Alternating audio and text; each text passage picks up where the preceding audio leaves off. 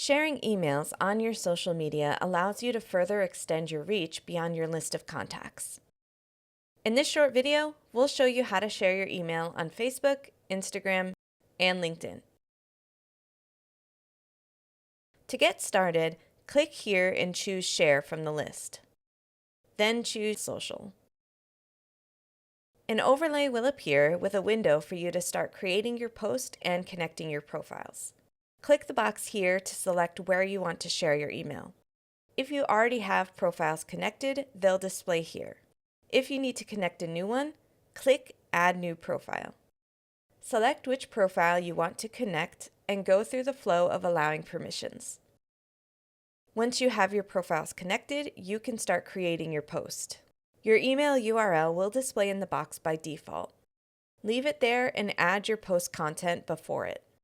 If you want to change the image for your post, click here and select the one you want from your library. When you select two different profiles to share your email on, say Facebook and LinkedIn, you can create variations of your posts.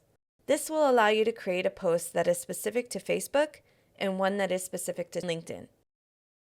When you're finished creating your posts, you can schedule them for later by clicking here. And that's how easy it is to share your emails on social media with Constant Contact.